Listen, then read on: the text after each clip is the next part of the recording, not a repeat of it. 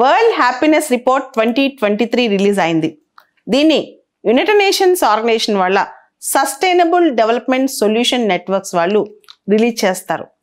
2012 నుంచి ఈ happiness report release అవుతుంది. 10th యానివర్సరీ జరుపుకుంటుంది. ఈ హ్యాపీనెస్ రిఫ్లెక్షన్స్కి ఇది 10th యానివర్సరీ అన్నమాట.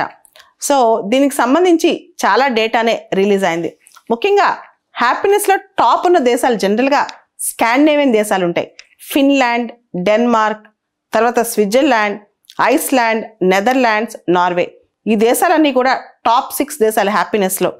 ఫిన్లాండ్ గత 5 సంవత్సరాలు చూస్తే ప్రతిసారి టాపే వస్తుందన్నమాట. ఇది 5th టైం ఫిన్లాండ్ టాప్ రావటం.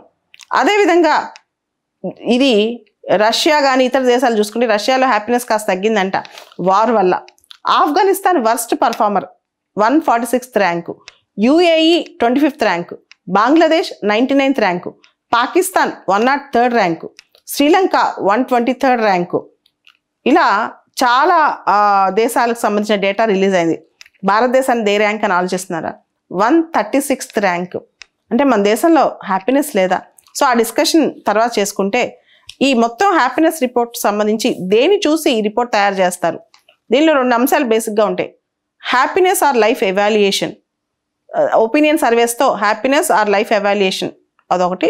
రెండోది కీ ఎలిమెంట్స్, మన వెల్బీయింగ్, మన లైఫ్ సంబంధించి కీ ఎలిమెంట్స్ అని ఎవాల్యుయేట్ చేస్తారు. ఉదాహరణకి రియల్ జీడిపి పర్ క్యాపిటా ఒకటి, సోషల్ సపోర్ట్ ఒకటి, హెల్దీ లైఫ్ ఎక్స్పెక్టెన్సీ, ఒట్టి లైఫ్ ఎక్స్పెక్టెన్సీ కాదు, హెల్దీ లైఫ్, ఆరోగ్యకరంగా మన జీవన ప్రమాణాలు, freedom to make life choices, మన చాయిసెస్ మనమే తీసుకుంటున్నామా, generosity and perceptions of corruption, అంటే ఉదారత ఎంత ఉంది, కరప్షన్ ఎలా ఉంది ఆ సమాజంలో, ఇవన్నీ. అండ్ ఇంకొక అంశం ఏంటంటే కోవిడ్ వచ్చిన టైంలో మనందరం సఫరింగ్కి గురయ్యాం, యాంగ్విష్కి గురయ్యాం. కానీ అదే టైంలో social assistance and charitable giving పెరిగిందంట. అంటే దాతృత్వం పెరిగింది, సామాజికంగా ఒకరికొకరు సపోర్ట్ చేసుకోవడం కూడా బాగానే పెరిగిందంట. సో ఇంకా భారతదేశ విషయానికి వస్తే ఎందుకింత లోయెస్ట్ పర్ఫార్మెన్స్ అనేది ఆలోచిస్తే మన పర్ క్యాపిటల్ ఇన్కమ్స్లో కానీ, మనకు సంబంధించిన సోషల్ సపోర్ట్లో కానీ, హెల్దీ లైఫ్ ఎక్స్పెక్టెన్సీ ఉంది, ఆరోగ్యపరమైన అంశాల్లో కానీ, ఫ్రీడమ్స్లో కానీ, కరప్షన్లో కానీ, వీటన్నిటిలో మన ర్యాంకింగ్ బాగా తక్కువ ఉండటం వల్ల మన హ్యాపీనెస్ ఇండెక్స్లో 136th ర్యాంక్ వచ్చిందనమాట. 2015 నుంచి మనకు తెలుసు యుఎన్ వాళ్ళు సస్టైనబుల్ డెవలప్మెంట్ గోల్స్ సంబంధించిన కూడా డేటా స్వీకరిస్తున్నారు. సస్టైనబుల్ డెవలప్మెంట్ గోల్స్ 17 ఉన్నాయి. దీనికి సంబంధించి ఈ 17 గోల్స్ సంబంధించి కూడా మనం బెటర్ చేసుకుంటే హ్యాపీనెస్ ఇండెక్స్లో మనం ముందుండే అవకాశం ఉంది. దాంతోపాటు క్వాలిటీ ఆఫ్ లైఫ్ అనేది చాలా ఇంపార్టెంట్. ఒట్టి లైఫ్ కాదు, క్వాలిటీ ఆఫ్ లైఫ్ అనమాట. అంటే శానిటేషన్ కావచ్చు, హెల్దీ లైఫ్ కావచ్చు, ఎడ్యుకేషన్ లెవెల్స్ కావచ్చు, జీరో కరప్షన్ కావచ్చు, గవర్నమెంట్ రెస్పాన్స్ కావచ్చు, ఇన్స్టిట్యూషన్స్ వర్కింగ్ కావచ్చు, ఇవన్నీ కూడా మన క్వాలిటీ ఆఫ్ లైఫ్ని నిర్దేశిస్తాయి. జస్ట్ బతకటం కాదు కదా, quality of life is also very very important. So ప్రపంచంలో ఒక దేశం జీడిపి కాకుండా గ్రాస్ నేషనల్ హ్యాపీనెస్ చూస్తుంది.